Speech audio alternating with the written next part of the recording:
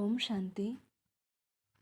ये एक basic Rajyoga meditation course है जिसमें आप खुद के बारे में जानेंगे, साथ ही में आप में जो हिडन पावर्स है वो जानेंगे।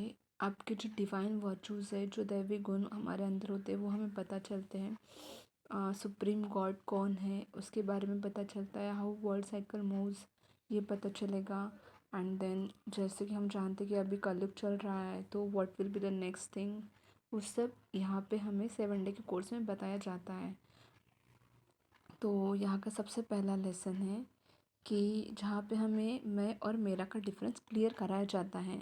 जैसे कि आप जो भी करते हो सब मेरा के लिए करते हो, लेकिन आप मैं खुद कौन हो। जब हम साथ लास्ट में जाएंगे तो मेरे से रिलेटेड कोई भी चीज़ साथ में नहीं ले जा सकते, क्योंकि वो जो चीज़ें सब फिज़िकल वर्ल्ड को बिलोंग करने वाली है। और जब हम मटेरियलिस्टिक वर्ल्ड से बाहर निकलते हैं, इस भौतिक दुनिया से बाहर निकलते हैं, तो हम बस एक एनर्जी के फॉर्म में होते हैं। तो वही ये लेसन है अबाउट हु एम आई। तो जैसे कि आप यहाँ पे एक चित्र देख रहे हो कि जहाँ पे एक स्केलेटन दिखाया हुआ है जिसमें बोन्स और फ्लैश दिखाया हुआ है, और उसमें जब आत्मा मिल जाते हैं तो वो एक जीवात्मा बनता है कि वो एक ह्यूमन बीइंग है।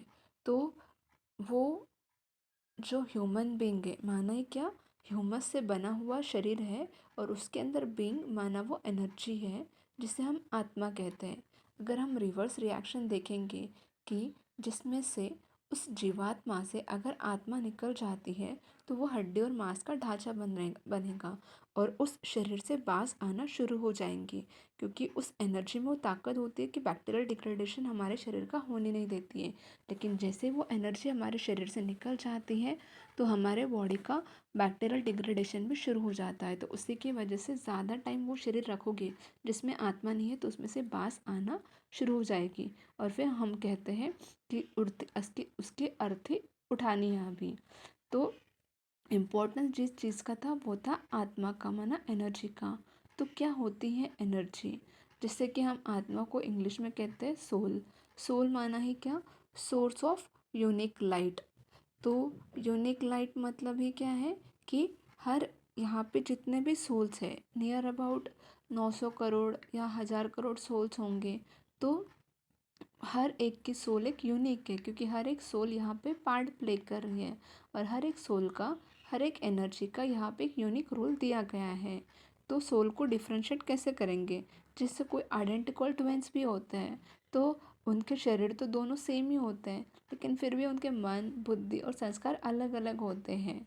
तो सोल को डिफ्रेंशिएट किया जाता है 3 चीज़ों से, मन, बुद्धि, संस्कार। अभी मन, ये हमारी सबसे पावरफुल शक्ति होती है। जैसे कि गौ परमात्मा ने कहा है कि जो मन है वही आपकी सबसे बड़े से बड़े शक्ति है, जिसे कहा जाता है संकल्प शक्ति। और इससे आप जो संकल्प रचते हो, मीन्स जो भी हम विचार करते हैं वही हमारे जीवन में हमारे डेस्टिनी बनकर आते हैं। तो परमात्मा ने हमें श्रेष्ठ श्रेष्ठ संकल्प, जिसे कि हम स्वमान कहते हैं, वो करना सिखलाया है। तो वो यहाँ पे हम जानते हैं, क्योंकि अगर हम खुद को मन के बारे में जानते हैं तो हमें पता है कि मन में हमेशा कुछ ना कुछ चलता ही रहता है। मन कभी शांत नहीं होता है, क्योंकि मन का काम ही है सोचना। तो जब हम सोचते हैं तो हमारे पास 4 टाइप की सोच होती है। एक होता है पॉजिटिव सोचना, फिर नेगेटिव सोचना, काम के बारे में सोचना, बगैर काम की जो चीज़ें होती है उसे व्यर्थ कहते हैं। जैसे टीवी हम लोग देखते हैं, उसके ऊपर गॉसिपिंग करते हैं, तो वो सब व्यर्थ में गिना जाता है, जो कि बगैर काम में आता है। तो वो एक सोच होती है। और लास्ट में होती है स्पिरिचुअल थॉट्स, जिसे हम स्वमान कहते हैं, कि जो परमात्मा ने स्वयं हमें दिए हैं, जिससे कि हम हमारा श्रेष्ठ भाग्य निर्माण करें, जो कि हमारे संकल्प से ही हमारी डेस्टिनी बनेगी। और फिर होती है दूसरी बुद्धि। और एक होता है कि हमारे लाइफ में जो भी प्रॉब्लम्स होती हैं उसका, हर चीज़ का जो सॉल्यूशन होता है वो स्वमान से ही किया जाता है। तो वो यहाँ हमें पता चलता है, अगर कोई प्रॉब्लम हमें परेशान कर रही है तो उसको स्वमान के ज़रिए कैसे ठीक किया जाए, क्योंकि हमारे स्वमान से ही हमारी स्थिति सुधारती है। जिससे अगर आप कोई मूवी देखते हो और उसमें से कोई सैड सॉन्ग है तो अपने आप ऑटोमेटिकली आपके आंखों से आंसू निकलते हैं, क्योंकि जो आप थिंक कर रहे हो वैसा ही बॉडी रिएक्ट कर रही है, तो उसका बॉडी पर भी इफ़ेक्ट आ रहा है। तो उसी तरह से जो भी सिचुएशन है उसके साथ जो हम सोच रहे हैं उसी के अनुसार उसका रिएक्शन जा रहा है, क्योंकि हम हमेशा कहते हैं ना, to every action there is always equal and opposite reaction. तो जो भी हम एक्शन दे रहे हैं वैसा ही वो रिएक्शन आता है, तो हमें एक्शन ही पहले अच्छा से देना है जैसा हम रिएक्शन एक्सपेक्ट कर रहे हैं। फिर दूसरा होता है बुद्धि। तो बुद्धि का काम होता है डिसीजन मेकिंग। तो ये जो भी हम डिसीजन कर रहे हैं, तो ये जो समय है हमारे पास बहुत ज़्यादा वैल्यूएबल समय है, क्योंकि ये समय एक बार हाथ से गया तो ये फिर नहीं आने वाला। तो परमात्मा ने सिखाया कि कम से कम भले ही आप 8 घंटा नींद करो, 8 घंटा अपना काम करो, लेकिन 8 घंटा आप मेरी याद में निकालो। उन्होंने मेडिटेशन के लिए बहुत ज़्यादा फोर्स किया हुआ है, क्योंकि जैसे एक्सरेस होती है तो हमारे अंदर कोई बीमारी है, कुछ बैड सेल्स है, तो वो एक्सरेस क्या करते हैं, उस बैड सेल्स को मार देते हैं। तो उसी तरह से जो परमात्मा की रेडिएशंस जब हम उनको याद कर रहे हैं तो वो रेडिएशंस हमारे सोल के ऊपर आएंगी और उस एनर्जी से हमारी एनर्जी चार्ज होगी और हम एलिवेट होंगे, मीन्स हमारी एनर्जी का पावर बढ़ेगा। जिस तरह से इसे इस तरह से एग्जाम्पल के तौर पर सिखाते हैं कि अगर आपकी मोबाइल की बैटरी डाउन हो गई है तो उसे क्या करना पड़ेगा, आपको चार्ज करना पड़ेगा।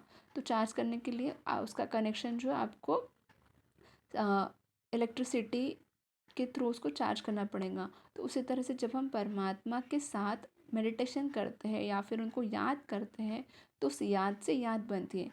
कभी कभी आपने सोचा भी होगा, अगर हम किसी को याद कर रहे हैं तो उसकी तरफ से हमें कॉल आ जाता है या फिर उसको हिचकी लगती है, तो थोड़ा टेलोपैथिक टाइप का होता है। तो बुद्धि का काम होता है डिसीजन मेकिंग, लेकिन जो भी डिसीजन ले रहे हैं तो हमें वो परमात्मा की याद में उनसे कनेक्शन रख कर लेने हैं। और फिर होता है संस्कार, कि जो भी हम रिपीटेड काम करते हैं तो वो हमारा संस्कार बन जाता है।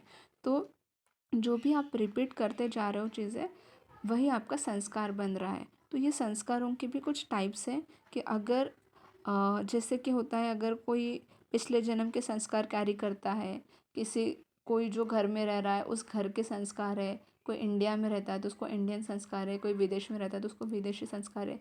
वैसे ही हम जब परम धाम से, जो कि हमारा आत्माओं का घर है, वहाँ से आते हैं तो भी हमारे कुछ संस्कार हैं, तो जिसने कहा जाता है सात्विक, राजसी और तामसी। तो वो हम आगे जानेंगे कैसे, क्योंकि यहाँ पे अगर जैसे कोई मूवी प्ले होता है तो एक मूवी में अगर हम समझते हैं कि 100 आत्माएं हैं, तो 100 में से कुछ आत्माएं हीरो हीरोइन का पार्ट प्ले करती है, कुछ जो होती है वो सपोर्टिंग एक्टर का प्ले करती है और कुछ होते हैं जो विलन का पार्ट प्ले करती है। वैसे सात्विक आत्माएं जो हीरो हीरोइन वाली होती है, राजसी आत्मा सपोर्टिंग एक्टर का पार्ट प्ले करते हैं, और तो वो तामसी होती है, वो विलन वाला पार्ट प्ले करते हैं। क्योंकि ये एक गेम है, ऐसे बाबा ने बताया हुआ है कि एक ड्रामा है और ड्रामा चल रहा है और इसमें हर आत्मा का अपना अपना रोल है, बस आत्मा अपना रोल निभा रही है। जैसे हम मूवी देखते हैं तो हम किसी को अच्छा या बुरा नहीं समझते, क्योंकि वो सब अपना रोल प्ले करते हैं, हम सिर्फ देखते हैं कि हाँ उसने एक्टिंग कितना अच्छा की। तो यहाँ पे भी बस एक्टिंग चल रही है, ऐसे परमात्मा ने बताया हुआ है। लेकिन उस एक्टिंग में मेरा कैसा रोल होना चाहिए वो हमें समझना है।